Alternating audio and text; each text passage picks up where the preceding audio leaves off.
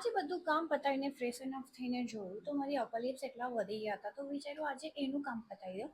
અને આ મશીન મેં છેલ્લા 3 વર્ષથી યુઝ કરું છું ને હમણાં લાસ્ટ યર આ મશીન એટલું વાયરલ ગયું છે, એટલું સેટિસ્ફેક્શન મશીન છે, એટલા સારી રીતે હેર રિમૂવ કરી દે છે, ફેસ હેર રિમૂવ કરી દે છે.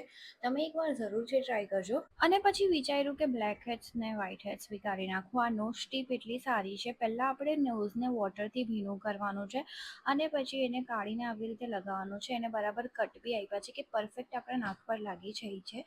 તો એને લગાવીએ 10 મિનિટ રાખવાનું હતું. તો મેં વિચાર્યું મારો લંચ કમ્પ્લીટ કરી દઉં. લંચ કમ્પ્લીટ કર્યું, થોડા કામ પૂરા કર્યા, એટલી વારમાં ટાઈમ થઈ ગયેલો હતો તો એને પીલ ઓફ કર્યું. અને ભાઈ એટલું પેઇનફુલ વસ્તુ છે આ કે એટલું નાક પર દુખે પણ સારા રિઝલ્ટ મળે છે. તમે જોઈ શકો છો એને મારી બધી ગંદકી નીકાળી નાખી છે. અને એના પછી થોડું એલોવેરા જેલ લઈને મસાજ કરી દેવાનું. અને મેં પછી તૈયાર થઈ ગઈ હતી રીલ્સ બનાવવા માટે. તો રીલ્સ બનાવી, એડિટિંગ કરી. એન્ડ આ જસ્ટ ગર્લ થિંગ્સ છે કે ભાઈ જ્યારે બી હેર વોલ્યુમમાં હોય ત્યારે હેર ચપટા જોઈએ, અને જ્યારે હેર એકદમ ઓઇલી ને એકદમ સ્ટીકી હોય ત્યારે હેર વોલ્યુમમાં જોઈએ. મતલબ આ શું છે.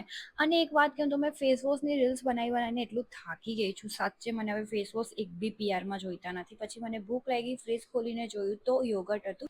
બસ એના જ સાથે આજનો બ્લોગ અહીંયા જ પૂરો કરીએ. બાય.